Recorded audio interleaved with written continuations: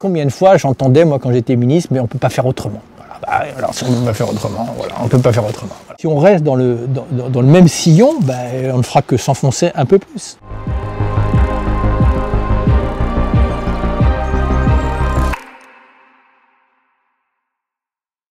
Merci beaucoup d'avoir accepté de faire cette interview avec nous.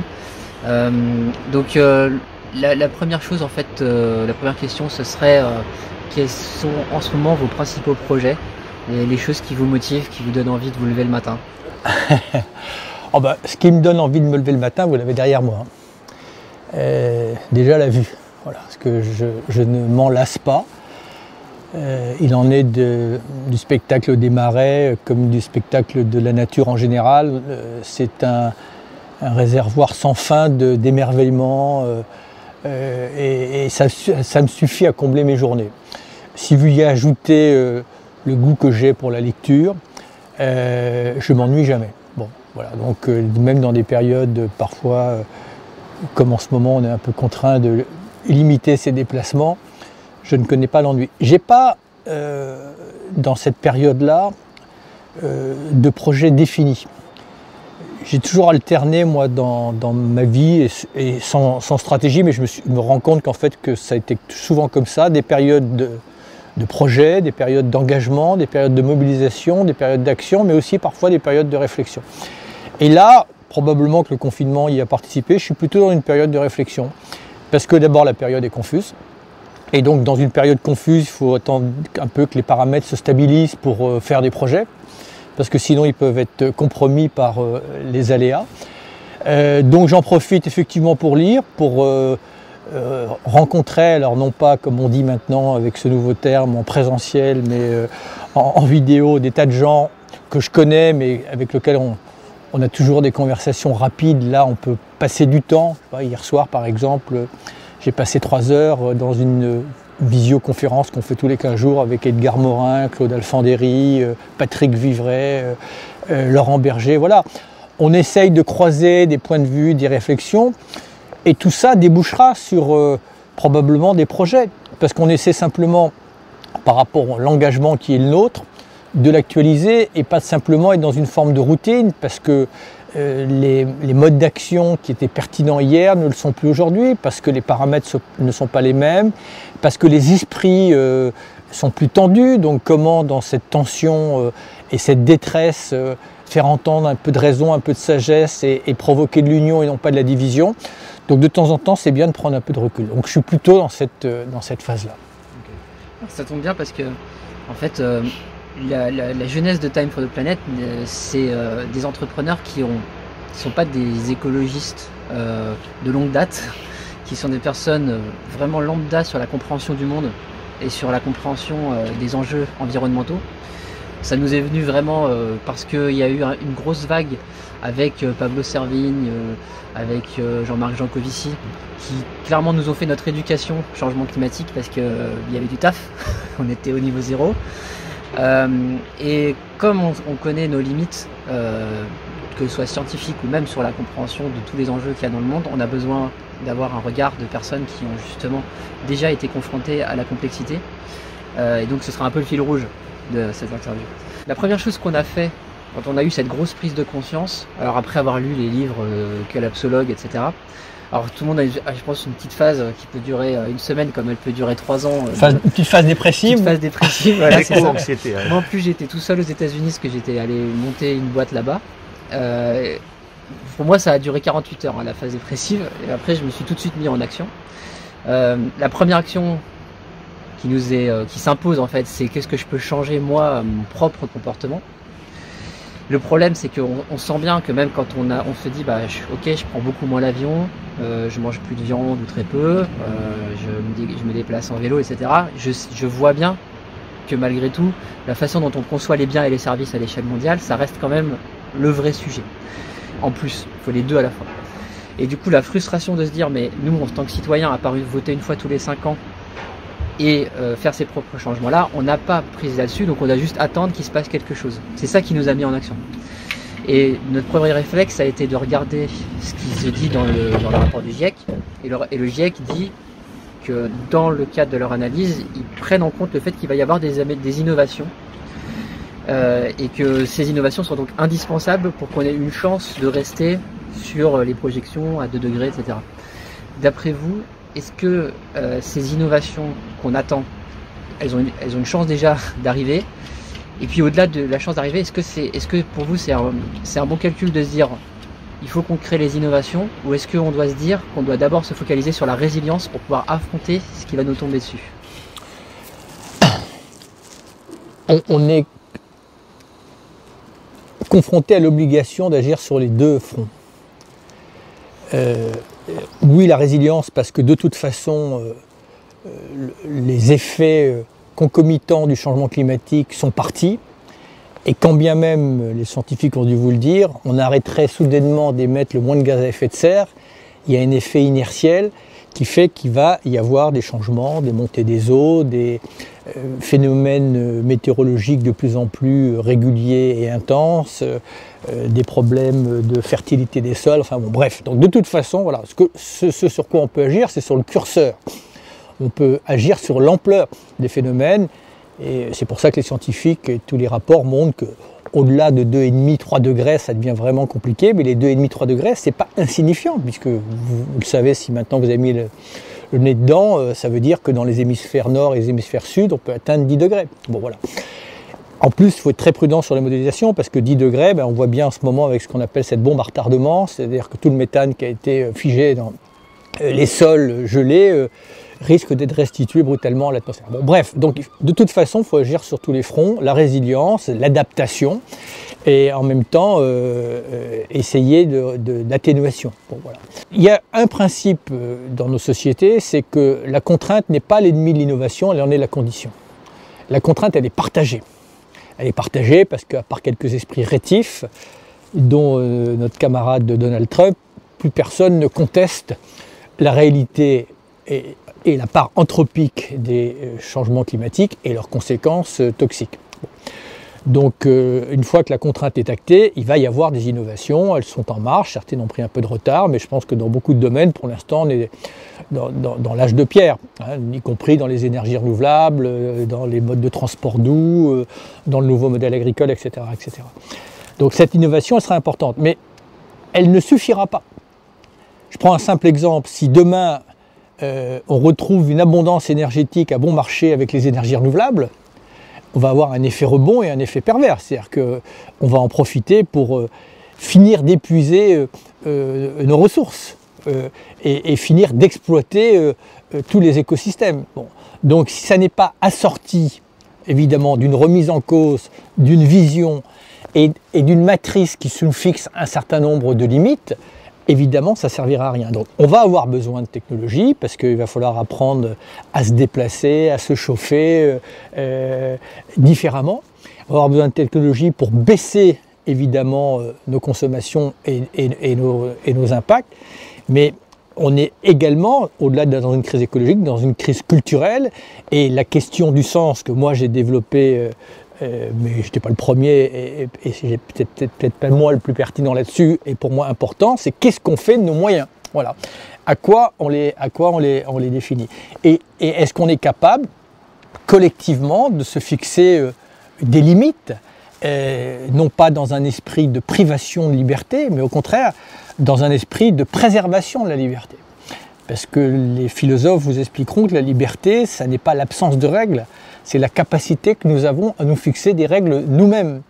Et dans la situation dans laquelle on est, on doit se fixer des limites. Donc on a besoin des deux. On a besoin de science, mais on a besoin de conscience. Et la grande plaie qui nous a conduits dans cette situation chaotique, c'est que la science s'est échappée de la conscience, elle s'est désolidarisée de la conscience, simplement parce qu'elle a été fulgurante dans ses effets, dans ses applications. Elle nous a un peu mis dans un état d'ébriété et d'ivresse. Voilà. Donc oui, on a besoin encore une fois d'innovation, et même plus que besoin. Je pense qu'il faut élargir le champ des possibles jusqu'aux frontières de l'utopie. Mais quand je dis ça, oui, je prends un simple exemple. Le monde fonctionne avec un système monétaire qui semble être quelque chose gravé dans le marbre, au point que parfois on va laisser des gens mourir dans la détresse parce qu'il faut respecter ces règles monétaires. Mais ce ne sont que des conventions sociales, humaines. Qu'est-ce qui nous empêche à un moment de penser autrement? Moi, on ne me fera jamais comprendre, peut-être que c'est par déficit de mon intelligence, pourquoi par moment on ne peut pas faire tourner la planche à billets pour réduire la précarité et faire face à un certain nombre de souffrances vitales. Voilà. Est-ce que dans le monde de demain, le fait qu'on passe 80% de son temps dans des tâches ingrates, parce que 80% des gens qui travaillent, ils vont à reculons, sauf dans le périmètre de l'économie sociale et solidaire, est-ce que c'est une fatalité? Voilà. Est-ce que le sujet que on remette en cause, enfin, on ne se résigne pas à ce tragique déterminisme qui fait que l'avenir de quelqu'un dépend essentiellement du lieu et de la famille dans lequel il naît, plus que de son mérite? Est-ce que par notamment une sorte de revenu universel dont on parle, mais comme un vieux serpent de mer, c'est une idée, voilà. Donc je pense que une crise, comme les Chinois le disent, c'est aussi une opportunité. Une opportunité de penser en grand, voilà. Parce qu'on sortira de nos crises, pas simplement avec des petits outils, mais on sort d'une situation hors norme avec des outils hors normes. Donc juste pour répondre à votre question, oui, c'est l'heure de la créativité, mais pas simplement technologique, intellectuelle aussi. Alors, puisque vous parlez de la question monétaire et de revenus de base,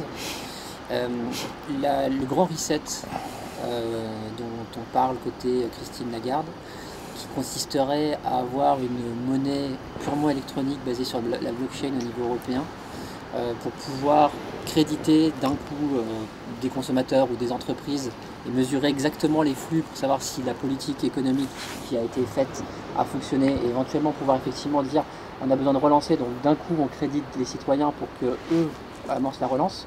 Est-ce que vous pensez que ça va dans le sens de ce que vous expliquez? Je ne sais pas, parce que je découvre la proposition et que dans un premier temps les choses paraissent séduisantes, il faut regarder après là aussi, voilà, comme d'habitude, avant de s'emballer il faut regarder, mais ce que je veux dire c'est que c'est le moment de poser ça sur la table, voilà, c'est le moment de poser ça sur la table, le sujet des monnaies complémentaires, parce que quelque part, voilà, pourquoi pas, les monnaies locales, pourquoi pas, sur les biens de première nécessité, pourquoi pas. Moi je pense qu'encore une fois, il y a une ouverture qui s'est faite, mais il ne faut pas le faire non plus dans la précipitation, parce que, comme dans tout, il n'y a jamais une solution parfaite, mais il y a souvent des solutions moins pires ou meilleures que les autres. Voilà.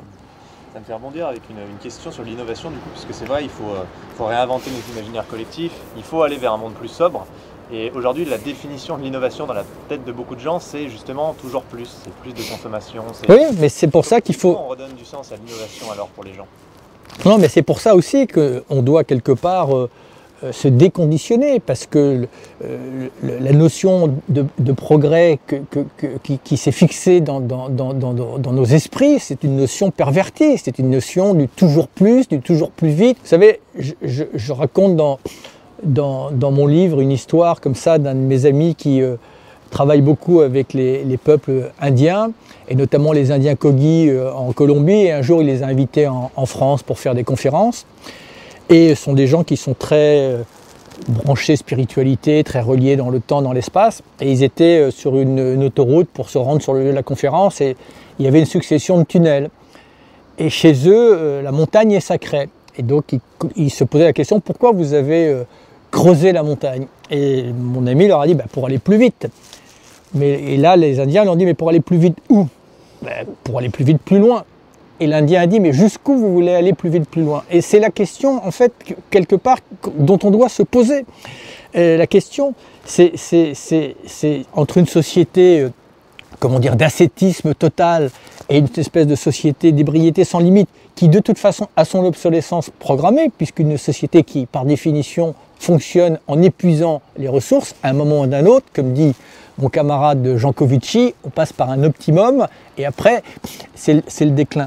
Donc cette technologie, elle doit nous aider à une forme de sobriété, mais sobriété et austérité, c'est deux notions très différentes. C'est de distinguer aussi les excès, les prélèvements indus. Vous regardez autour de vous, dans beaucoup de domaines, il y a des facteurs 2, des facteurs 4, parfois des facteurs 20 sur des prélèvements de ressources, au premier rang desquels l'eau.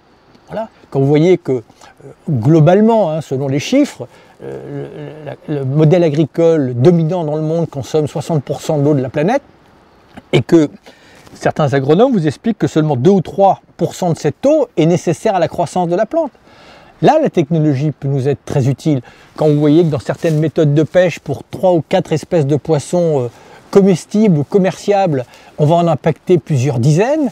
C'est ça qu'il faut éradiquer. Quand vous voyez que dans le bâtiment, on peut à confort égal diviser par 4 la consommation, avec notamment aujourd'hui l'utilisation des matériaux biosourcés. Donc là, on a besoin d'innovation. Voilà. Mais confondons pas la sobriété et l'austérité. C'est bien l'austérité, c'est ce qui va nous tomber sur le paletot si on n'a pas réagi, bien entendu.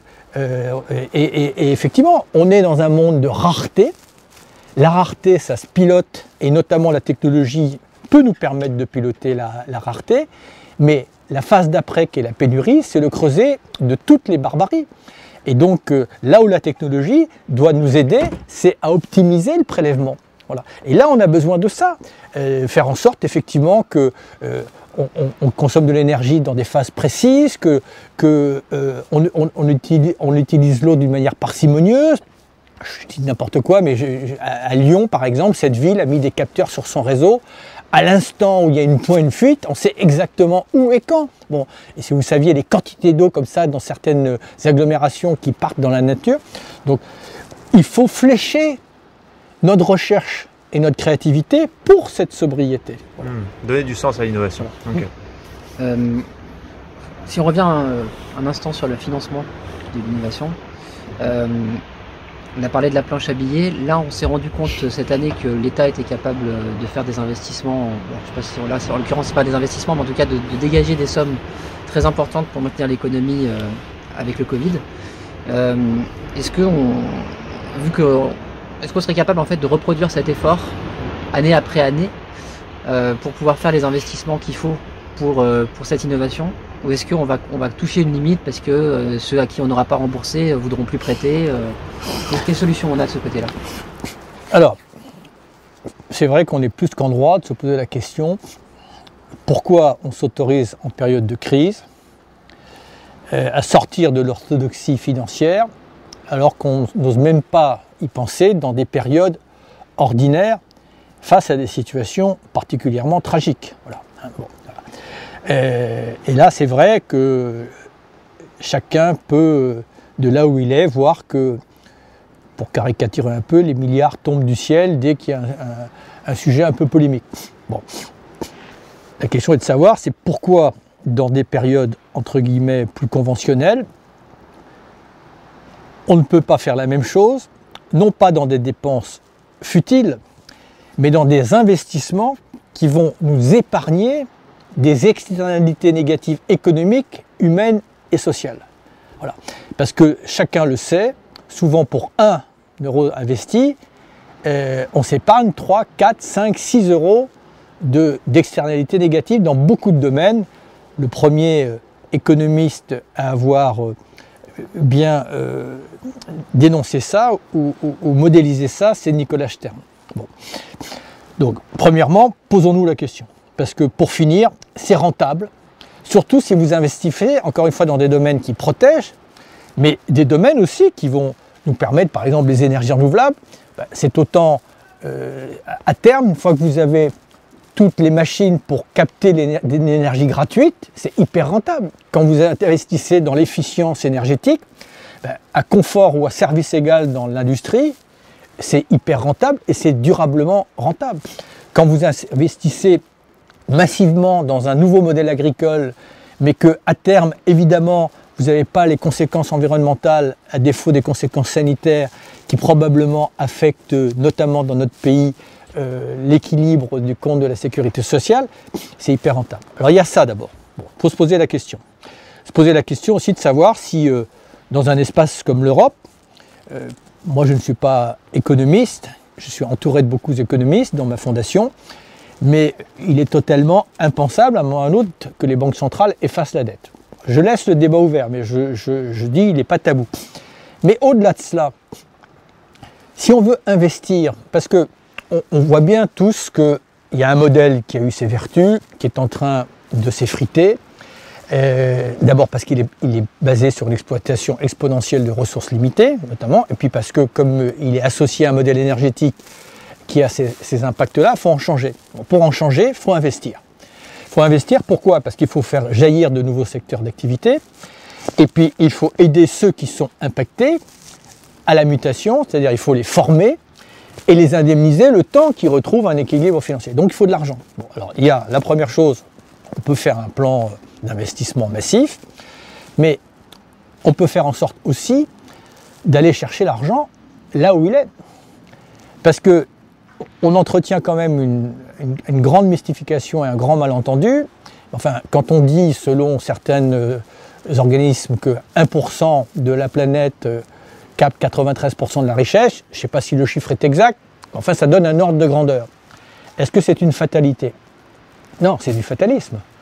Je veux dire que nous laissions de telles disparités opérer, dans un espace comme l'Europe à 27, on peut remettre de l'ordre. On peut faire en sorte que toute la finance qui s'est organisée pour échapper à la solidarité en toute légalité mais en toute impunité contribue à la solidarité et à l'investissement. Comment se fait-il que l'on s'accommode que nos grandes multinationales en Europe et en France s'organisent dans un système d'optimisation fiscale pour échapper à l'impôt, et qui est autant d'argent qu'on ne peut pas mettre justement pour investir? Ça n'est pas... Voilà. Comment se fait-il que par temps clair ici, j'ai vu sur Jersey qui est un paradis fiscal? Mais ce n'est pas le seul. Donc tant qu'on s'accommode de ça, en fait, on n'a pas les moyens d'investir dans la transition, puisque les États sont plombés par leurs dettes. Donc on est aussi dans un moment où tout ça, il faut le remettre à plat. Parce qu'à 27, on peut remettre des règles communes dans toute l'économie, et notamment l'économie spéculative. Elle ne va pas s'enfuir. Hein. Elle s'enfuira si on le fait en 3 pays, elle ira à ce moment-là dans les autres pays européens. Mais si toute l'Europe est au diapason, elle ne va pas quitter l'Europe parce que c'est le premier marché économique mondial. Donc elle sera obligée de se soumettre à nos règles. Ça ne la fera pas fuir parce que les gains seront un peu plus faibles, mais les marges de manœuvre pour les États, notamment pour investir, seront sans commune mesure. Et là, on pourra rentrer dans le lourd. Voilà. Mais il faut aussi cesser de subventionner ce qui est toxique. Il faut de la cohérence. Quand on voit encore aujourd'hui, bon, c'est en train de décliner, mais les milliards de dollars dont bénéficie l'industrie fossile, c'est pas acceptable. Voilà. Si l'agriculture bio ou les énergies renouvelables avaient bénéficié hier des mêmes subventions que l'agriculture conventionnelle ou que l'énergie nucléaire, mais le bio et les énergies renouvelables seraient déjà accessibles à tout le monde. Par exemple, si on prend une conférence de Jean-Marc Jancovici qui explique bien les économistes traditionnels historiques sur lesquels finalement tout notre système est bâti, donc je crois qu'il parle de Jean-Baptiste Say, et qui dit en fait Jean-Baptiste Say, comme l'ensemble des économistes de cette époque-là, ne prend pas en compte dans le schéma de l'économie la physique, c'est-à-dire le fait qu'il y a un stock de matériaux disponibles, de matières premières, et que ce stock est limité et s'épuise. En fait, on fait comme si ce stock était infini, et on fait aussi comme si ce stock du couteau était gratuit, et que le seul coût, c'était le coût d'aller le chercher. Mais ma question, elle ne pose pas vraiment tant sur ça, parce que je pense qu'aujourd'hui, tout le monde a pris conscience que c'était... Je me permets de... Non, mais je ne vais pas te couper, parce que ce fait évident, accessible à n'importe quel esprit, curieusement, plus tu montes en gamme d'intelligence, de formation, plus il est ignoré. Et tu vois des grands acteurs économiques et politiques, soit parce que quelque part il y a une forme de déni, mais ce que tu es en train de dire et que explique Jean-Marc, c'est simplement ce que le Club de Rome nous a dit dans les années 70, dont on a dû prendre en compte, qui a parfaitement été modélisé sur l'épuisement des ressources. Mais quand tu en parles avec certaines personnes très cultivées, alors pas tout le monde bien entendu, mais notamment des acteurs économiques, ce facteur-là, ils l'ont mis de côté. Alors Non, mais c'est une question, mais parce qu'on s'est perdu dans la complexité de nos modèles financiers qui cherchent à aller toujours dans des choses plus... Oui, mais parce qu'il y a eu des années juteuses pour ces gens-là. Effectivement, on a démultiplié nos facultés, donc, et donc les gains et les profits qui vont avec, parce que avec les énergies fossiles, eh bien l'homme a changé d'échelle. Voilà. Avec les ordinateurs, on a externalisé nos facultés intellectuelles, donc on est devenu démiurge. Voilà. Et donc, et ça crée une forme d'ivresse. Et maintenant, en un millième de seconde, un trader peut acheter sur le marché je ne sais quelle ressource alimentaire pour créer la rareté dont tu ne verras jamais le premier grain et pouvoir spéculer dessus. Et la finance est devenue une ingénierie, d'ailleurs on parle bien de l'ingénierie de la finance, mais elle a accéléré le processus, au point d'ailleurs que la finance bénéficie de la rareté, quitte à la créer, puisqu'en la créant, elle augmente le prix. Et est-ce que du coup, on arrive à la conclusion que l'État n'a pas forcément la capacité à être créatif, dans le sens où l'État, si on prend vraiment la tête avec le gouvernement, le président de la République, là je parle pour la France, a en fait besoin pour pouvoir mettre en œuvre sa politique de mettre en état de marche une administration qui, elle, est là, quel que soit le gouvernement, qui ne bouge pas. Et est-ce que en fait, dans cette démarche, on doit d'abord arriver à convaincre justement toutes les personnes qui sont à la tête de ces administrations, mais aussi celles qui sont dans l'exécution pure, pour que cette conviction qu'ils ont en interne entraîne un changement de culture et que finalement il y a un aspect limite plus éducatif à réussir à faire au niveau du gouvernement pour pouvoir faire bouger tout le monde, ou est-ce que même il faudrait faire comme aux États-Unis où en fait quand le président arrive, tous ceux qui étaient en place avec l'équipe d'avant s'en vont aussi, et c'est des milliers de personnes qui changent en fait. Ouais, alors je suis pas sûr qu'en France ça soit possible parce que bon, il faut quand même, mon expérience, on peut dire ce qu'on veut de l'administration, il y a une forme de conservatisme forcément, mais l'État, la continuité de l'État, elle est quand même bien due à l'administration. On voit même en Belgique, il n'y a pas eu de gouvernement pendant des mois et des mois. L'État fonctionne, peut-être pas de la meilleure manière, mais ça fonctionne. Bon, donc, et je ne suis pas sûr qu'on ait une administration de remplacement possible avec l'arrivée d'un candidat. Non, ce qu'on touche du doigt, c'est que c'est vrai que les élites, et notamment les hauts fonctionnaires, etc., encore une fois, je ne veux pas caricaturer, parce que j'en ai trouvé des disruptifs, bien entendu, mais il y a une forme de conformisme. Moi, je l'ai vu dans le ministère de l'Agriculture. Je sentais que dans l'administration, c'était plus conformiste encore et conservateur que ça ne l'était peut-être même à la FNSEA. Bon, donc il y a le fait qu'on le voit bien dans les grandes écoles qui ont formé nos élites, y compris nos politiques, les sujets du XXIe siècle ou les paramètres du XXIe siècle restent très très abstraits. Voilà, la notion de rareté, la notion de vulnérabilité, ce ne sont pas des notions qui sont prises en compte. Donc il y a évidemment à la base, dans tout le système de formation, encore aujourd'hui, quand on forme des agriculteurs, la permaculture, c'est un truc dont on ne parle pas. Enfin, bon, voilà. Donc il y a une forme de conformisme qu'il faut reprendre dès l'éducation et dès la formation. Mais en attendant que ça essaime et qu'on ait renouvelé toute la classe et politique et l'univers de l'administration, ça va prendre du temps. Non. Donc c'est là aussi, il faut quand même que les politiques et ceux qui demain seront aux commandes reprennent la main et fixent des caps eux-mêmes. Mais c'est vrai que c'est pas simple parce qu'il y a une inertie, il y a un conservatisme. Combien de fois j'entendais, moi, quand j'étais ministre, mais on ne peut pas faire autrement. Alors si on ne peut pas faire autrement, voilà, on ne peut pas faire autrement. Voilà. Alors on ne peut pas faire autrement brutalement. Ça c'est clair. Mais ce qui fait défaut dans nos pays, c'est notre capacité à planifier et à ordonner. C'est-à-dire, il faut, et je ne cesse de le dire parce que c'est d'une simplicité peut-être trop biblique, mais il faut 3 principes pour organiser une transition. Il faut de la prévisibilité, parce qu'il y a des choses qui ne peuvent pas se faire en 6 mois. Les choses peuvent se faire en 3 ans, les choses peuvent se faire en 10 ans, d'autres en 15 ans. Mais il faut en tout cas prévoir au-delà des échéances électorales. Mais il faut assortir ça d'un deuxième principe qui est l'irréversibilité. Parce que comme je le disais tout à l'heure, s'il y a le moindre doute que non, pour finir, on ne changera pas, on ne se met pas en ordre de marche. et il n'y a pas la créativité. Mais il faut le troisième principe, c'est la progressivité. Pour identifier, appréhender ceux qui vont être impactés ou ceux qui vont avoir à muter. Et flécher les moyens pour les aider, évidemment, à muter. Ça, c'est très important. Et là, le rôle de l'État est très important. Et puis, il faut aussi que l'État ait son rôle, parce que la créativité, elle va venir principalement de la société civile, du monde économique, du monde associatif. Et l'État doit détecter, mais elle doit aussi inciter, accompagner. Voilà. Et l'État peut mettre en œuvre des instruments qui accompagnent l'innovation. La fiscalité peut jouer un rôle très important, bien entendu. Les marchés publics peuvent jouer un rôle très important. La commande publique peut jouer un rôle très important. Si demain la commande publique s'approvisionne avec un cahier des charges très strict, elle peut représenter 20 ou 30% de la production et de la consommation. Donc on peut créer des nouveaux standards. Si demain on a une TVA incitative sur tout ce qui est vertueux et progressivement pour laisser aux uns et aux autres le temps d'évoluer, dissuasive sur tout ce qui est toxique, vous structurez en l'espace de 10 ans les modes de production et les modes de consommation. Donc il faut créer ce cercle vertueux.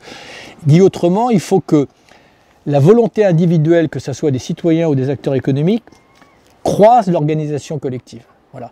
S'il n'y a pas l'un et l'autre, s'il n'y a que l'un ou l'autre, c'est marginal. À ce moment-là, ce que les uns et les autres ont fait, ça reste anecdotique par rapport aux grandes tendances. Il y a un sujet, alors du coup, parce qu'on a parlé de la responsabilité des politiques, mais au cœur de la vision Time for the Planet, il y a l'idée de ne pas chercher les coupables. Alors je vais essayer d'expliquer un peu pourquoi et d'avoir votre avis là-dessus. En fait, on a une vision dans laquelle tout est systémique, c'est-à-dire que si on cherche le coupable, on va toujours finir par une boucle. C'est-à-dire que vous prenez par exemple le pétrolier.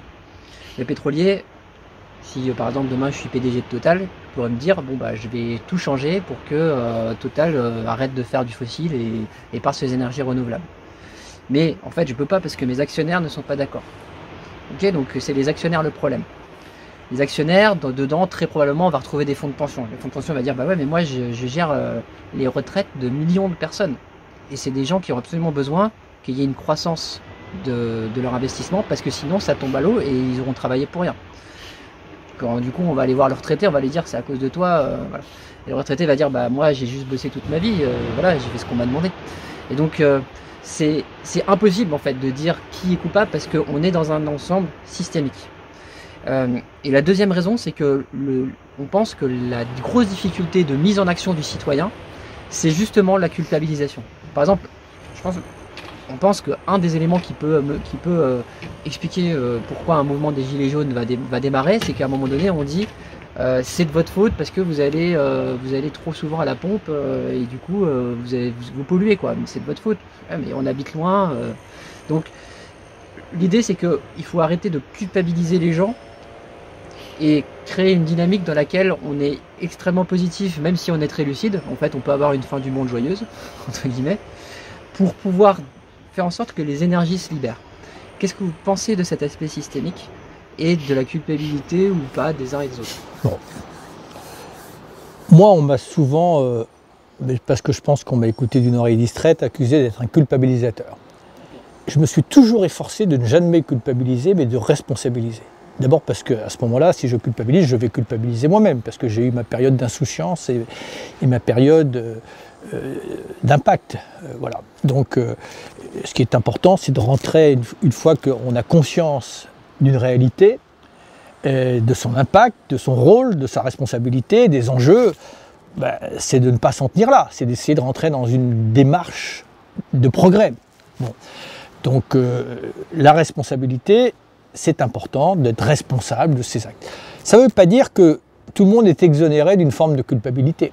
Parce que quand il y a sciemment, ou avec entêtement, ou avec cynisme, ou avec cupidité, volonté de nuire, ou en tout cas entêtement à nuire, là, il y a une forme de culpabilité. Tant qu'on ne savait pas, voilà, moi, je ne considère pas que nous ayons à culpabiliser jusqu'à une certaine époque, parce qu'on était, encore une fois, dans l'ivresse d'un modèle, et on n'en voyait pas les conséquences. Mais voilà, aujourd'hui, je pense par exemple qu'un homme comme Trump sera demain sous la culpabilité d'avoir sciemment contribué à accélérer un phénomène et peut-être lui faire franchir l'irréversibilité. Donc la culpabilité d'un Trump ou d'un Bolsonaro, pour moi, voilà. On peut retrouver ça dans beaucoup de sphères. Mais maintenant, aujourd'hui, il faut se responsabiliser sur le drôle, bien entendu, et que chacun à son niveau, voilà. Mais on ne peut responsabiliser que en fonction des moyens et des marges de manœuvre des uns et des autres. Il y a des gens, vous pouvez les responsabiliser, mais ils sont tellement dans une situation étroite et dans un carrefour de souffrance et d'épreuves que vous ne pouvez pas leur demander de faire quelque chose. Et quand vous citez les Gilets jaunes, au sein des Gilets jaunes, il y avait des gens qu'on a incités à acheter des véhicules diesel pendant des années par une incitation fiscale, qui ont été éloignés des centres-villes parce que le marché immobilier était trop cher, qui se trouvent dans des zones périurbaines où ils n'ont pas accès à des transports en commun, et tout d'un coup, on vient leur dire, une, n'utilisez plus votre diesel, et deux, ça va coûter de plus en plus cher pour vous loger. Bon, voilà, donc on les met dans une forme d'impasse, et effectivement, il ne faut pas s'étonner qu'au bout d'un moment, la colère l'emporte. Mais oui, il faut privilégier la responsabilité et la responsabilisation à la culpabilité, sans pour autant, encore une fois, exonérer ceux qui, par contre, s'entêtent, profitent, accélèrent, amplifient le système alors qu'ils ont la capacité. Voilà. Tout le monde doit rentrer dans une démarche de progrès proportionnellement à ses facultés et à ses capacités. Ça c'est sûr, parce que c'est un enjeu, on sera tous gagnants ou tous perdants. Ok, moi vous l'avez dit tout à l'heure, la finance crée la rareté. C'est hyper important, c'est central. Est-ce qu'un modèle de partage, nous on a tout basé sur le partage parce qu'on est convaincu que c'est une solution, ça vous semble pertinent? Qu'est-ce que vous en pensez? C'est pas tant que ça. Enfin, la question elle est essentielle et en même temps est-ce qu'elle est bien posée? Est-ce qu'on a le choix? C'est-à-dire que le modèle tel qu'il existe, qu'un modèle qui épuise et un modèle qui concentre, est-ce qu'il est viable? Alors un modèle qui épuise, chacun comprend qu'il n'est pas viable, puisque alors on peut retarder l'échéance, voilà, mais il n'est pas viable. Un modèle qui concentre, c'est-à-dire qui produit de la richesse mais qui ne la répartit pas équitablement. Je ne veux pas dire de manière égalitaire parce qu'il y aura toujours des différences et ça permet de créer une forme de stimulation, voilà, de dire j'ai un peu envie de moi aussi de pouvoir avoir une maison, c'est ça. Voilà. Mais un modèle qui concentre et qui a de telles, comment dire, différences de revenus, parce que moi je pense qu'il faut se mettre aussi des limites là-dedans. Voilà. Il n'est pas viable, pourquoi? Il est viable tant que ça se fait d'une manière opaque, c'est-à-dire tant que ça ne se voit pas. Mais on est dans un monde transparent aujourd'hui, où tout le monde a accès à tout. Donc où les exclus ont vu sur les inclus, et où chacun peut comprendre qu'effectivement, on n'est pas capable de leur augmenter de 10 € leur salaire minimum, mais que pendant ce temps, certains, sur un clic ou au moment de redistribution des dividendes, va gagner 100 fois ce que lui ne gagnera jamais dans sa vie. Bon, c'est pas supportable. L'humiliation n'est pas supportable. Elle n'est pas, en tout cas, elle n'est pas compatible avec un monde pacifié. Voilà. Quand vous ajoutez à l'exclusion un élément explosif qui est l'humiliation, ce monde ne peut pas être un monde de paix. Voilà. Donc, et ça explique d'ailleurs beaucoup l'agitation du monde actuellement, parce que tout le monde prend conscience de sa propre situation. Voilà. Donc on est obligé d'avoir un monde qui répartit mieux. Voilà. Et quelqu'un me disait d'une manière un peu triviale, l'argent c'est comme le fumier, si on veut qu'il prolifère, il faut bien le répartir. Voilà. Et ce monde où certains concentrent, avec d'une manière mais est stupide et cupide et indécente. Voilà. Moi, je ne suis pas pour un modèle. Je pense encore une fois qu'il y aura toujours des disparités et il faut avoir. C'est bien aussi qu'il y ait des choses qui fassent rêver en disant j'aimerais bien que. Voilà. Mais enfin, a-t-on besoin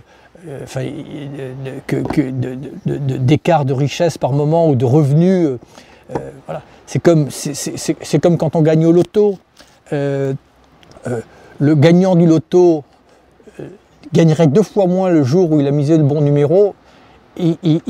Pour lui, ça serait quand même la fête, mais les 50% en moins s'ils étaient injectés dans l'associatif, voilà. Donc c'est ça que je veux dire, c'est qu'il y a un moment, ça n'a plus de sens, quoi. Et que voilà, demain il y aura une taxe sur les transactions financières de 0,1%. Les traders pleureraient pas, mais dans l'aide aux pays du Sud, ils en verraient la différence. Du coup, tout se rejoint un peu, puisque on en parlait ce matin avec Dorothée, mais voilà, moi je suis pas un financier, je connais pas ce monde-là, mais une entreprise aujourd'hui, c'est des humains, des ressources qu'on met dans une boîte, un peu comme les fonctions en maths. Ça sort un produit, un service et une plus-value. Donc voilà, c'est ça une entreprise. Cette plus-value, on peut l'utiliser pour plusieurs choses. Aujourd'hui, on l'utilise beaucoup pour enrichir les actionnaires, peu pour réaliser une mission, pour permettre à l'entreprise d'aller plus loin. Est-ce que l'entreprise, elle n'a pas un rôle aussi, elle ne doit pas se transformer? Est-ce qu'elle ne peut pas être un outil justement qu'on utilise correctement? Mais évidemment, mais il faut revenir aux sources. Aujourd'hui, on parle d'économie sociale et solidaire. Mais on a l'impression de réinventer le feu. À la base, je vous invite les uns et les autres à lire un livre dont j'ai oublié le nom de l'auteur, mais pas le titre, qui s'appelle L'Esprit de Philadelphie, qui fait référence à l'époque où on a organisé, on a créé l'Organisation internationale du travail à Philadelphie après la Deuxième Guerre mondiale, où on définissait quel était le rôle de l'économie, quel était le rôle de l'entreprise. Et la raison d'être sociale et solidaire de l'entreprise et de l'économie était évidente. Ça a été dévoyé au fil du temps.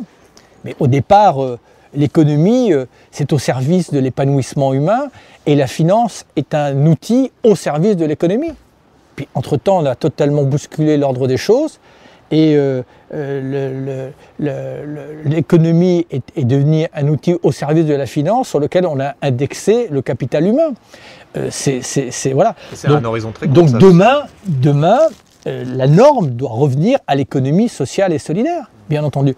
Moi, j'ai voulu, quand j'étais au gouvernement, puisque j'avais en charge de l'économie sociale et solidaire, bousculer la raison d'être de l'entreprise et notamment revoir en profondeur les 2 articles du Code civil qui, quelque part, disaient que la raison d'être d'une entreprise, c'est le profit. Enfin, au 3e millénaire, il y a un archaïsme là. Alors, ça a été un peu bougé pour donner un peu plus de flexibilité aux entreprises. Mais je suis désolé, à terme, on doit revenir à ces fondamentaux. Ça n'empêchera pas de garder cette mécanique avec des actionnaires qui prennent des risques, et qui, comme ça a été dit tout à l'heure, eux peuvent être comptables d'un certain nombre de servitudes parce qu'il y a des fonds de pension et que si on réduit trop ce profit, on va bousculer des équilibres et créer des injustices. Enfin, franchement, aujourd'hui, on voit se gaver au moment où on va licencier je ne sais combien de personnes et les actionnaires se gaver. Il faut y mettre, voilà. Et puis, l'esprit d'une entreprise, et on le voit bien, moi, quelque chose qui m'avait beaucoup frappé quand j'étais ministre, je ne sais plus si j'avais fait faire ou si on m'avait donné un sondage sur le bien-être au travail. Dans l'économie conventionnelle, 80% des gens vont au travail à reculons. Ça veut dire que pour ces gens-là, leur bien-être est amputé de 80% de leur temps. Dans l'économie sociale et solidaire, c'est l'inverse. Donc on se dit, ça c'est le Graal du XXIe siècle. Parce que si on pourra pour l'instant pas rallonger trop la vie, mais on peut encore une fois la densifier, c'est-à-dire de faire en sorte que notre vie, on ne commence pas à sourire que le vendredi soir, ou que le 31 juillet. Voilà. Donc je pense que ça c'est très important. Et donc essayer de comprendre pourquoi dans l'économie sociale et solidaire, on revient à la question du sens. C'est que, et là elle est essentielle. C'est ça qui devrait nous accaparer en priorité pour le siècle qui arrive. Pour l'anecdote, on a eu un problème quand on a créé Time for the Planet avec justement cet article du Code civil, puisque les avocats nous disaient votre volonté d'interdire dans les statuts la répartition du dividende, c'est pas possible en droit français. Et la façon dont on a réussi à le contourner, c'est qu'ils nous ont dit par contre on peut conditionner le fait de redistribuer le dividende à la survenance d'un événement. Donc nous on a dit ok, la survenance d'un événement. Et donc on a dit il y aura distribution des dividendes à Time for the Planet le jour où la planète sera revenue à la température de 1850 moyenne. Donc autrement dit, c'est pas demain la veille. Mais on milite en fait justement pour exactement ce que vous avez dit là, donc je ne savais pas que ça avait du coup été déjà proposé, pour dire on pourrait très bien avoir une forme de société, ou pouvoir même dire toutes les formes de société peuvent être créées pour différentes raisons, et le fait de répartir les dividendes peut être une raison, mais n'est pas la seule, quoi. Et est-ce que du coup vous pouvez expliquer pourquoi est-ce que vous n'avez pas pu aller au bout de cette démarche? On n'a pas pu aller au bout parce que, comme d'habitude, il y a eu des peurs des uns et des autres en se disant si on change trop la raison d'être des entreprises, il va y avoir des tas de recours et ça va paralyser l'économie. Enfin, c'est toujours des peurs, d'ailleurs, c'est comme le principe de précaution. Hein. Quand j'étais un des artisans du principe de précaution, voilà, il faut le principe de précaution pour plus pouvoir rien faire. Bon, en réalité, quand vous regardez à l'étude, il y a eu très peu de recours de principe de précaution, et même je pense qu'on en a eu un usage pas suffisant, parce que si on l'avait utilisé pour le glyphosate ou si on l'avait utilisé pour l'amiante, on aurait épargné beaucoup de détresse et de souffrance. Non, certains se sont dit, mais en gros, on ne va plus pouvoir faire notre petite tambouille tranquille et nos profits tranquilles, parce qu'on va nous dire, mais il faut répartir mieux avec les salariés, il faut plus associer les salariés en amont dans les décisions. Voilà, l'épanouissement, si on met dans les statuts que ça doit participer à l'épanouissement, chacun pourra revendiquer. Voilà, donc ça a fait peur. Alors, ça a permis quand même, ça a ouvert quelques flexibilités, notamment dans la possibilité d'avoir des entreprises à mission. Voilà. Moi, j'ai un ami qui a profité de ça. Son entreprise, en réalité, tous les gains maintenant et tous les bénéfices vont dans une espèce de fondation d'intérêt général. Enfin bon, voilà. Mais on doit aller beaucoup plus loin. On doit aller beaucoup plus loin, bien entendu. Pourquoi c'est dogmatique, alors que c'est plus ou moins récent quand même, toutes ces oui, alors, on est dans une phase transitoire, mais ça devrait aller plus vite. Mais parce que ça fait peur, encore une fois. C'est un peu le paradoxe des crises. Hein. C'est qu'au moment où on a besoin le plus d'être un peu disruptif, c'est une jolie phrase de Saint-Augustin qui dit la peur de perdre ce que nous avons nous empêche d'atteindre ce que nous voudrions. Voilà. Et on est dans cette période de crise où, alors, il y a une peur, puis il y a aussi ceux qui ont bien compris que voilà, ça pourrait nuire à leurs petits intérêts. Voilà, parce que il faut pas être, comment dire, démagogique, mais il y a aussi un univers, petit univers qui voilà, a profité d'un système ingénieux, élaboré, et ils ne sont pas prêts à réduire leur part, quoi. Mais c'est là aussi, encore une fois, où on touche du doigt une crise démocratique, c'est que ça ne se fait qu'avec une forme de complaisance des politiques. Alors je sais bien qu'un État tout seul ne peut pas changer toutes les règles de la finance mondiale, mais est-ce que je vois un homme politique aujourd'hui, j'en vois quelques-uns, mais enfin, en tout cas, qui se disent, s'il y a une raison de faire l'Europe, c'est celle-là, c'est de se mettre des règles communes, et vous voulez commercer avec l'Europe, vous voulez exercer une profession économique en Europe, voilà les règles. Puis ça ne vous plaît pas, déposez le bilan. Mais en Europe, personne n'aura envie de quitter l'Europe. Voilà. Donc il y a une forme de fatalisme. Voilà. Et le chantier fiscal européen, pour moi, une des priorités européennes, d'harmoniser nos... Voilà. Tant que les GAFA pourront aller se planquer je ne sais où, etc., voilà, les États se diront, merde, nous, on a perdu ça, voilà. Mais à 27, on peut être très fort. Et je reste convaincu que c'est l'espace idéal pour faire émerger une nouvelle matrice. Est-ce qu'on est plus fort à 27 ou à 10 ou 12? Alors c'est le problème, c'est que c'est la faiblesse et la vertu de l'Europe, c'est sa fonctionnement avec la règle de l'unanimité, c'est que dès qu'on veut bouger un curseur, il faut que tout le monde soit d'accord. Je pense qu'on doit pouvoir soit faire... Alors après, il faut modifier les statuts, mais il y a certains articles européens qui permettent, dans des circonstances exceptionnelles, à 10 ou à 12 ou autre règle, de prendre un certain nombre d'initiatives. Je pense qu'on manque de flexibilité, on manque d'audace. Voilà. Notamment, par exemple, sur la taxe sur les transactions financières. Voilà. À force de dire qu'il faut le faire à 27, avant qu'on le fasse à 27, on ne le fera jamais. Sur la partie transactions financières, donc il y a l'idée d'avoir cette taxe qui permettrait d'avoir une partie de la valeur captée par l'ensemble du système financier qui permettrait de financer des choses. Mais il y a une autre vertu qui est sur la question des rythmes, puisque il y a deux façons de voir les investissements, même en bourse. Si j'achète des actions d'une société et que je les conserve longtemps, je suis beaucoup plus vertueux que si j'achète à ultra haute fréquence des actions à la seconde et que je les ai déjà revendues à la seconde d'après.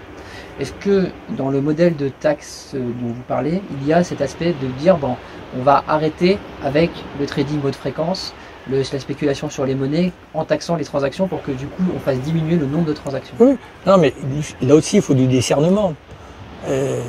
Il faut pas taxer de la même manière, et il y a des choses qui sont plus vertueuses que d'autres et d'autres qui sont plus insupportables que d'autres. Donc comme dans tout, il faudra des règles qui sont en fonction du type de spéculation, bien entendu.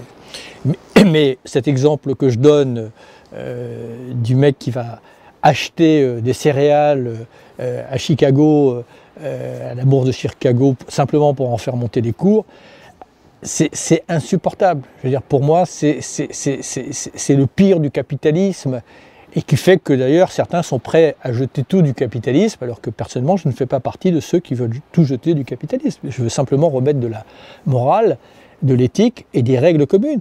Moi j'invite toutes celles et ceux qui, comme je l'étais, sont un peu profanes dans ces sujets-là, à lire un livre de Gaël Giraud et de... comment s'appelle-t-elle? Ça va me revenir. Bon, le nom me reviendra, une femme exceptionnelle, 10 mesures pour réformer le capitalisme. C'est d'une limpidité, on mettrait ça en application, mais déjà ça changerait. Et pourquoi on ne le fait pas? On ne le fait pas aussi parce qu'il y a un grand conformisme chez les économistes, ou dit autrement, ceux qui murmurent à l'oreille des puissants sont toujours les mêmes. Voilà. Alors qu'il y a des économistes dont font partie notamment Gaël Giraud, mais Thomas Piketty également, qui, à mon avis, sont beaucoup plus contemporains, et c'est dommage que, voilà, qu'il n'ait pas plus d'influence dans le pouvoir. Ouais. Et d'ailleurs, il y a un économiste américain qui est prix Nobel, qui avait proposé d'indexer le PIB sur le CO2. Je ne sais pas si vous avez vu passer ça. Oui, mais pourquoi pas? Ouais. Pourquoi pas? Encore une fois, il y a un moment ou un autre, je ne valide pas comme ça, parce qu'après il faut prendre le temps, mais je dis, il ne faut rien s'interdire. En tout cas, si on reste dans le même sillon, on ne fera que s'enfoncer un peu plus. Donc c'est assez évident. Okay. Moi j'ai une question aussi qui est importante, et peut-être qu'elle est un peu naïve, mais je pense que, enfin, vous avez essayé plein de choses, vous êtes allé à des niveaux où vous pouviez vraiment essayer des choses d'ampleur, vous l'avez fait longtemps. C'est quoi votre retour sur ce qui définitivement ne peut pas fonctionner et ce qui vous semble être des voies, des possibilités, des choses qui sont exploitables? Parce que nous, on débute, on va dire, dans cette entreprise qu'on se lance. Mais vous voulez dire sur le plan technologique, sur l'ensemble de la façon dont on peut faire cette transition? Quelles sont nos voies accessibles, exploitables? Parce qu'on a l'impression qu'il y a beaucoup de voies qui sont barrées là quand on vous écoute. Non, mais je ne sais pas, hein, je n'ai pas forcément une réponse. Bon, ils sont barrés. Oui, la période en plus elle est compliquée parce que se cumulent les enjeux de court terme, de long terme, les difficultés, crise sanitaire, crise écologique, crise économique, crise sociale, crise aussi de civilisation, donc ça fait beaucoup pour un même moment. Bon, donc, mais peut-être que c'est un passage nécessaire, peut-être qu'il faut cette convulsion, parce que le système s'effritait, on continuait à danser sur un volcan en éruption, peut-être qu'il fallait passer par là. Moi je pense que de toute façon le monde de demain, il va être différent du monde d'aujourd'hui. Alors le problème, est-ce qu'il va l'être parce que nous l'aurons organisé, ou est-ce qu'il va l'être par la force des choses? Bon, ce qui est sûr, c'est que préalable pour construire ce monde-là, alors c'est là le paradoxe, c'est qu'on a tous les outils. Très sincèrement, moi c'est ce que je conserve. Il y a deux choses qui font que je ne baisse pas les bras. D'abord parce que je pense qu'il y a une humanité invisible qui agit, qui crée, qui partage, qui est probablement majoritaire mais qui n'est pas structurée. Donc elle ne pèse pas suffisamment, mais elle est là, elle est latente. Bon. Donc comment la faire émerger, lui donner corps et qu'elle devienne un souffle puissant, irréversible. Et puis parce qu'on a tous les outils, y compris, alors il y en a qu'il faut affiner un peu, mais enfin on a déjà assez de technologie, on a déjà économiquement, on voit bien en période de crise, si on veut, on peut trouver. Donc voilà, ce qui fait défaut, c'est une vision et une intelligence collective. Parce qu'on est face à des enjeux universels que malheureusement ou heureusement, on doit régler à l'échelle universelle. Alors il ne faut pas attendre que tout le monde soit évidemment vertueux pour agir, parce que ceux qui, à mon avis, investiront ou feront émerger en premier le modèle, pour employer un terme trivial, rafleront la mise, entre guillemets. Donc tout le monde a intérêt, à mon avis, à être pionnier. Mais en tout cas, ça ne peut pas se faire dans l'humeur actuelle, qui est une humeur de confrontation, d'agression, de culpabilité, où il faut trouver des coupables en permanence. Et c'est ça que je crains. C'est qu'on a besoin de partager une vision, de construire un imaginaire, d'être ouvert d'esprit, c'est-à-dire arrêter de dire ça ne peut pas faire autrement, non, il faut s'ouvrir à l'expérimentation, il faut accepter l'échec, voilà. Il faut prendre des risques et être capable de dire ben non, ça n'a pas marché. Mais un risque, c'est une chance, c'est très important. Et là, on est dans une société où effectivement, on ne peut plus bouger parce que le politique est tétanisé. Oui, de toute façon, il va finir au bout d'une pique si ça continue comme ça. Donc, c'est là aussi, chacun a sa responsabilité. Est-ce qu'on est dans un monde un peu indulgent? Est-ce qu'on est dans un monde un peu exigeant aussi? Les deux ne sont pas compatibles. Donc, ça ne répond pas forcément à votre question. Mais ce que je dis, c'est que les solutions, dans certains domaines, elles sont là. Dans deux domaines principaux, énergétique et agricole, mais demain, avec l'argent de la politique agricole commune, en l'espace de 10 ans, on peut totalement changer le modèle agricole et avoir un modèle agricole qui, au lieu d'être intensif en intrants, soit intensif en emploi et qui nous épargne de toutes les conséquences néfastes et coûteuses du modèle actuel. Parce qu'on peut les associer à l'enjeu énergétique, on peut diversifier leurs revenus, on peut les associer pour stocker du carbone, on peut les associer pour protéger et réhabiliter la biodiversité, donc on peut diversifier leurs revenus. En plus, il y a une demande sociétale qui n'est pas couverte, puisque tout le monde veut des produits de qualité et de proximité, mais comme vous prenez du bio en France, 80% viennent de l'étranger. Donc voilà, le modèle énergétique, les bénéfices des énergies renouvelables, mais sont inestimables, parce que non seulement, au-delà du fait que ça réduit l'impact sur l'effet de serre, ça change la donne, parce que le jour où tous les pays pourront produire leur énergie à l'intérieur de leurs frontières, plutôt que d'être dépendants de grandes puissances qui s'assiedent sur les valeurs du monde et qui nous font chanter en permanence, mais on retrouvera une forme de liberté, d'autonomie, d'équité. Plus personne sera dépendant de la Russie ou de l'Arabie Saoudite et nous pourrons affirmer nos valeurs. Et c'est cette vision qui manque, bien entendu. Mais je n'ai pas une réponse claire à votre question parce que dans l'état actuel où justement... Mais c'est là où chacun qui a un peu d'influence doit être en responsabilité pour projeter cet imaginaire et pour arrêter effectivement de nous tourner vers le passé, d'essayer de trouver des coupables, etc. en permanence. Je veux bien qu'on fasse un procès et qu'on se transforme en procureur sur les réseaux sociaux. Mais moi, il y a une chose que j'ai appris de mes expériences, c'est que tout est complexe. Voilà. Donc, je ne suis pas en train d'avoir une vision idyllique des uns et des autres, mais il n'y a pas plus de pourris chez les politiques qu'il n'y en a dans la société civile, pas moins non plus. Voilà. Vous connaissez un peu le projet Time for the Planet parce qu'on en a parlé il y a quelques mois. Alors, est-ce que je vais poser ma question, puis si vous n'avez pas assez d'éléments pour répondre, je détaillerai.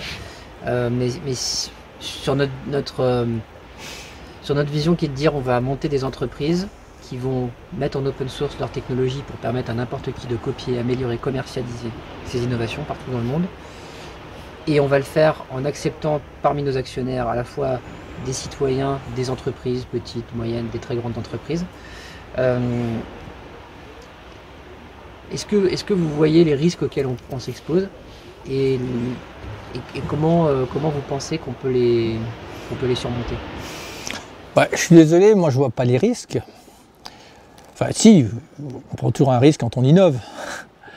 Mais je vois surtout les chances pour les autres. Parce que je pense qu'aujourd'hui, si on veut un monde plus équitable, cette idée justement d'open source, de transfert des technologies, quand la vertu jaillit, ne pas la garder pour soi. C'est ça le monde de demain. Donc je pense que c'est une démarche qui est excessivement pionnière et nécessaire. Dans un domaine peut-être différent, mais qui quelque part va bien à votre projet, comment expliquer à une femme en Afrique que son enfant va mourir d'une maladie dont on a le remède ailleurs? Simplement parce qu'il y a un fleuve ou une frontière qui la sépare de l'autre côté. Voilà. Ce monde-là n'est pas vivable. Comment demander aux pays d'Afrique de ne pas passer par la case des énergies fossiles, alors que nous, on s'est vautré dedans, si on ne met pas à disposition, justement, les brevets et les technologies. Donc, maintenant que nous sommes dans un enjeu universel, on doit, comment dire, incarner cet universalisme. Et donc, cette vision que vous avez d'un modèle qui ouvre, qui partage, qui propose, qui met au pot commun, je pense que si on veut créer un arc humaniste, ça va tout à fait dans ce sens. Après, est-ce que ça marchera? C'est-à-dire, est-ce que l'économie conventionnelle mettra en circulation des anticorps pour vous anéantir? Elle va résister, c'est sûr. Parce qu'elle n'est pas compatible justement avec le profit illimité qui était l'apanage de certains depuis quelques décennies. Non, c'était vraiment intéressant. Est-ce que vous avez envie de rajouter quelque chose?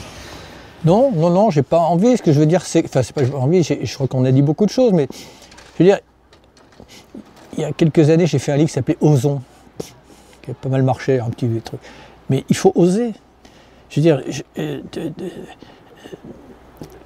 si on reste dans les standards,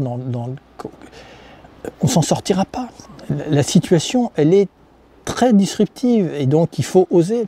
Mais oser pas dans n'importe quel sens, pas d'une manière kamikaze, voilà. Pas reproduire des affres dans un nouveau modèle, mais oser avec les contraintes d'aujourd'hui. Et le monde de demain n'a d'issue que s'il est solidaire. Voilà. Encore une fois, pas pour des raisons morales, pour les raisons que je vous ai exposées tout à l'heure, c'est que vous ne pouvez pas imposer aux exclus d'observer à travers leur ordinateur les inclus. Pas possible. Voilà. La nature humaine, elle ne s'accommode pas de ça. Donc c'est un monde qui partage. Et il faut partager à toutes les échelles. Voilà. Et donc si on a besoin demain d'innovation, on ne va pas se la réserver pour une petite partie de la planète. Pas possible. Ça ne marchera pas comme ça. Surtout, encore une fois, ceux qui ont besoin cruellement d'innovation aujourd'hui, c'est ceux qui subissent les conséquences d'un modèle de développement dont ils n'ont pas profité et qu'on leur a fait subir. Donc on peut peut-être payer aussi notre dette d'une manière comme cela, de cette manière-là, et c'est une manière d'apaiser les choses, et enfin de se civiliser, voilà, me semble-t-il. Il ne faut pas, encore une fois, il ne faut pas passer d'un excès à l'autre, bien entendu, et je parle avec beaucoup de prudence. Et puis il y a de la dette saine et de la dette malsaine. Et voilà. Si on fait de la dette pour faire des ronds-points dans tous les sens, pour prendre une caricature, ça n'a aucun intérêt, mais la dette qui permet de faire jaillir un nouveau modèle économique, de la dette qui protège et qui épargne des crises, et c'est pour ça que parfois je me dis qu'il vaut mieux remplacer la vieille dette par de la nouvelle dette, mais cette dette qui est... Voilà. Après, le débat qu'il ne faut pas fermer, de savoir si les banques centrales peuvent à un moment ou à un autre, comme on l'a fait pour l'Allemagne après la guerre mondiale, effacer les dettes, je ne vois pas pourquoi, par principe, on l'efface. Voilà, je dis ça avec beaucoup de prudence, mais moi je ne veux pas me résigner, encore une fois, à ces conventions figées dans le marbre, qui pour moi ne résistent pas face à des souffrances qu'on pourrait épargner, parfois en sortant des chemins battus, quoi, voilà. Donc, et encore une fois, je vois bien que les états d'âme des uns et des autres n'ont pas résisté 8 jours une fois que le Covid avait franchi la frontière. Voilà. Donc les mêmes qui m'expliquaient que c'était pas possible, voilà. Alors après on va me dire oui, mais ça se paiera un jour. À démontrer. Ok ?